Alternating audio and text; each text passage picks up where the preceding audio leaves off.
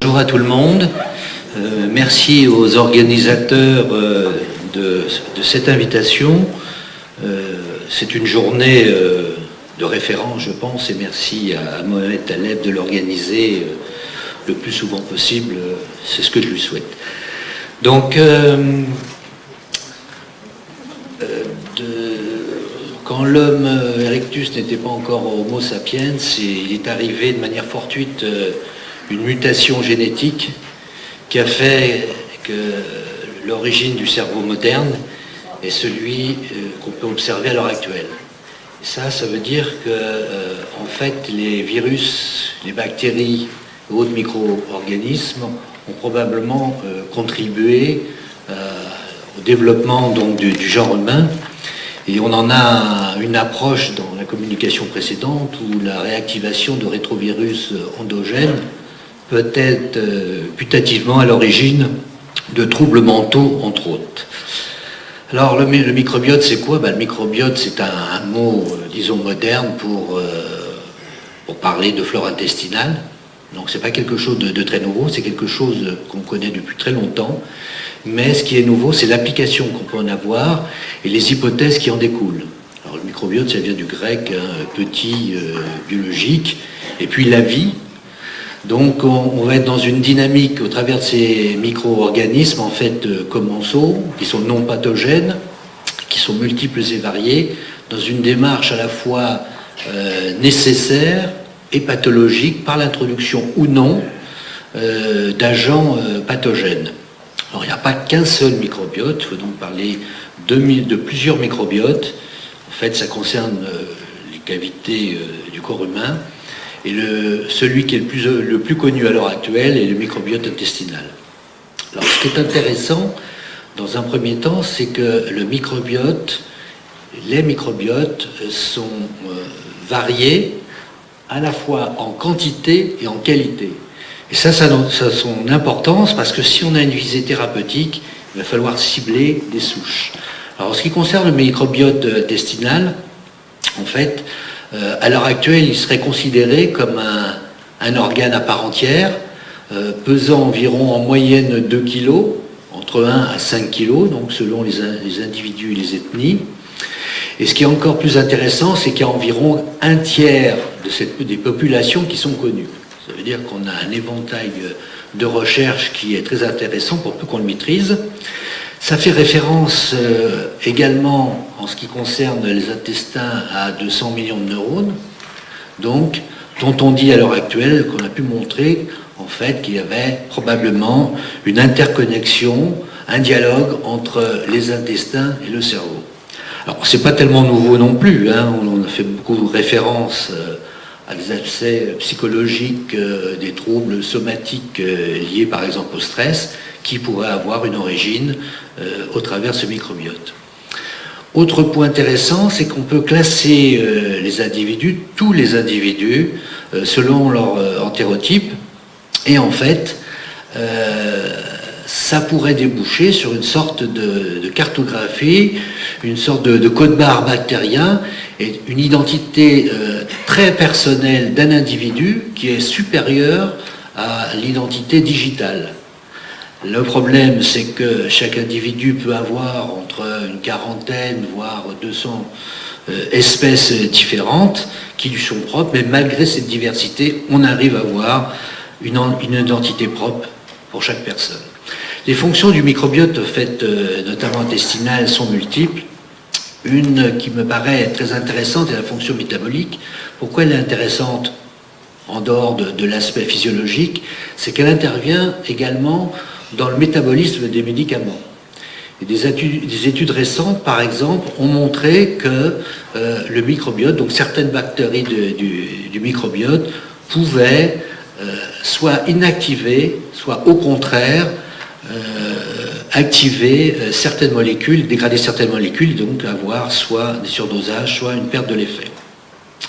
On a également montré le rôle du microbiote dans le stockage des graisses, et à l'heure actuelle, des études très récentes montrent une corrélation positive entre l'obésité et la composition du microbiote, de certaines bactéries vont stocker justement, vont favoriser le stockage des graisses. La fonction immunologique, vous allez le voir, elle est relativement importante. On vient d'en parler. Elle est importante dans le maintien de la perméabilité, notamment de l'intestin. Et une autre fonction qui est donc primordiale, c'est cet axe cerveau-intestin qui va probablement déboucher sur des hypothèses intégrant la survenue de troubles mentaux. Par exemple, on a pu montrer que selon la voie de naissance, il pouvait y avoir une incidence plus grande survenue de troubles mentaux chez des enfants nés par césarienne, par exemple, par opposition aux voies naturelles, par comparaison aux voies naturelles. Les voies d'interaction avec le système nerveux central, elles sont multiples, elles sont classiques, et ce qui est très intéressant, c'est que tous les neuromédiateurs sont concernés par le microbiote, ce microbiote certaines bactéries pouvant générer en fait la libération de neuromédiateurs. Et pour mémoire, les intestins produisent environ 80% de la sérotonine. Alors ce microbiote, il a un état, il vit en homéostasie, et puis tout événement extérieur ou intérieur va provoquer ce qu'on appelle une dysbiose, c'est-à-dire vers un déséquilibre qui, normalement, selon les interventions naturelles ou pas, va vers la restauration. Alors, il est maintenant connu, c'est peut-être les études les plus nombreuses qui ont montré, les plus pertinentes à l'heure actuelle, qui ont montré que le stress, au travers du microbiote, pouvait donc altérer cette perméabilité intestinale et provoquer donc tous les troubles qui seraient liés à cet état. D'autres, c'est une des hypothèses, d'autres troubles mentaux seraient liés au microbiote. C'est des hypothèses de travail, parce que ce sont des troubles aussi variés que la schizophrénie, l'autisme, la sclérose en plaques, donc des troubles neurologiques également. Il y a des arguments, il n'y a pas encore, à mon sens, d'hypothèses robustes qui permettent vraiment de poser un diagnostic fiable. Alors, ce qui est intéressant, c'est qu'un grand nombre d'études ont montré l'intérêt, l'implication du microbiote dans les addictions et notamment dans l'alcoolisme. Et c'est intéressant parce que on peut agir à la fois au niveau préventif et au niveau curatif, toute proportion gardée. Et surtout, on a pu mettre en évidence la possibilité de marqueurs de sujets qui seraient peut-être préférentiellement plus addicts que d'autres ou plus sensibles à l'alcool que d'autres.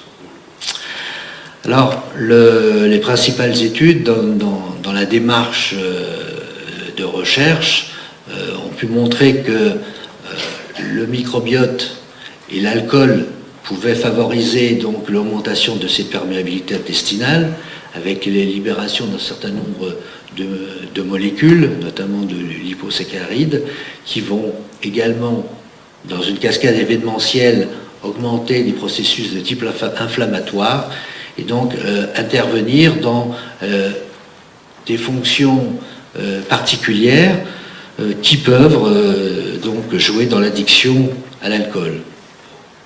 Alors ces études des études ont été entreprises, il y a eu l'observation, puis il y a eu des essais cliniques qui ont été menés sur un nombre de sujets relativement restreint toutefois, mais qui ont pu montrer qu'il y avait quand même une relation positive entre ces processus immunitaires et puis la persistance d'un craving chez ces personnes alcooliques par opposition, en comparaison à des sujets sains. Alors certaines hypothèses neurobio ont été avancées concernant ces processus inflammatoires, avec la participation de certains types de récepteurs, dits des récepteurs TOL, qui en fait sont des récepteurs pour des éléments moléculaires innés ou conservés lors d'interventions d'éléments pathogènes. Et on a pu montrer qu'il y avait là aussi une relation, qu'il y avait une hypersensibilité des sujets présentant ces phénomènes à un alcoolisme durable, voire une rechute, comme je vais pouvoir vous le montrer au travers de ces études. Alors pour montrer ces corrélations, l'implication du microbiote dans l'alcoolisme, une équipe a utilisé les techniques de pyroséquençage, c'est des séquençages moléculaires qui en fait ne font pas intervenir le clonage, donc qui sont plus rapides et qui sont justement peut-être plus utilisés, plus économiques et peut-être utilisés un jour ou l'autre dans une démarche de test, dans l'idée de mettre en évidence des marqueurs permettant ainsi de créer des sous-groupes de patients et probablement d'orienter une thérapeutique, si thérapeutique il y a, plus adéquate. Alors, l'intérêt de tous ces marqueurs, brièvement, puisqu'on n'a pas forcément beaucoup de temps et de cette hyper-perméabilité intestinale, serait de trouver des marqueurs pouvant mettre en évidence la possibilité de rechute ou pas, et être également dans une dynamique de processus qui pourrait influencer les taux de rechute, et donc d'être prédictif de ces rechutes. Autre élément important dans l'application du microbiote, c'est la susceptibilité individuelle, où en fait les individus, en fonction de leur microbiote, ne répondent pas de la même manière à une injection d'alcool. Donc une étude avait été faite chez des souris frigermes, en absence de germes, qui ont été alcoolisées, et par rapport à un groupe de souris qui possédait donc son microbiote, on a pu mettre en évidence que les souris frigermes présentaient une hépatotoxicité toxique beaucoup plus importante, une hyperméabilité intestinale significativement élevée par rapport aux souris donc ayant un microbiote normal.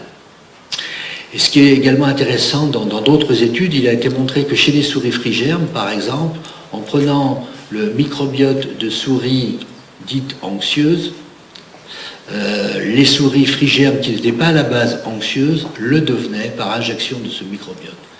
Donc on a là toute une démarche thérapeutique qui se met en place. Je vous rappelle qu'en 2014, la HAS a mis à la nomenclature médicamenteuse, a considéré la transplantation des matières fécales comme une démarche thérapeutique, au même titre que les médicaments, et que donc toutes les études qui se mettent en place à l'heure actuelle, notamment à la PHP de Paris, mais pas que, vont dans le sens de l'utilisation de ce microbiote et de ces transplantations.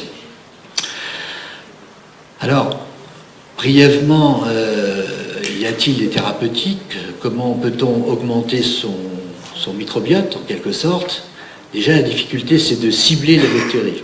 Et donc, comme vous avez pu le voir précédemment, c'est compliqué, puisqu'on en a un grand nombre, et que, dans l'absolu, mais on a quand même une marge, le déséquilibre de la flore va provoquer un dysfonctionnement, une dysbiose ou pas selon les individus. A fortiori, donc s'il y a une pathologie mentale ou pas, ou somatique également. C'est vrai dans d'autres pathologies comme le rhumatisme par exemple. Et donc vous avez à l'heure actuelle soit l'utilisation de prébiotiques, c'est-à-dire des molécules qui vont favoriser la production de molécules chez une bactérie, et les probiotiques qui sont à l'heure actuelle commercialisés chez certains laboratoires. Ça peut être les ferments lactiques par exemple des yaourts, mais on peut commercialiser donc des bactéries précises avec encore une fois des résultats à prendre avec un certain recul tant qu'on n'a pas d'études cliniques robustes mais qui quand même donnent de bons résultats chez certaines cohortes de patients. Donc en conclusion, l'importance du microbiote intestinal dans les fonctions du système nerveux central, je pense qu'elles sont relativement importantes, que c'est une voie de recherche dans la survenue voire dans le génie évolutif des maladies psychiatriques, au sens large neurologique, que la dépendance alcoolique entraîne une dysbiose qui est corrélée à la sévérité. Ça, c'est une notion importante aussi, puisque là, on peut y voir un indicateur, que ça peut influencer le craving, ça peut être également associé à un risque de rechute plus élevé. Donc la perspective, est-ce que nous aurons vraiment des traitements seuls permettant d'intervenir, par exemple dans l'alcoolisme? À l'heure actuelle, je ne pense pas, mais qu'une synergie d'action avec d'autres traitements, qu'ils soient médicamenteux ou non, bien évidemment, avec une approche aussi motivationnelle du patient, bien évidemment. Et donc, si un jour on arrive dans cette démarche de probiotique d'une manière pharmacopée, quel en est le statut? Est-ce que ça sera des médicaments? Est-ce que ce sera des alicaments, comme on dit?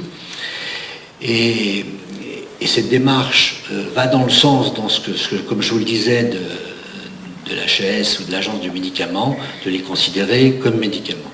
Voilà, je vous remercie de votre attention et je finirai sur une dernière diapo pour vous encourager vivement à participer au congrès de l'association du CPNLF à Bastia qui aura lieu du 14 au 16 mai cette année en collaboration avec une association québécoise de psychiatres. Merci. Merci.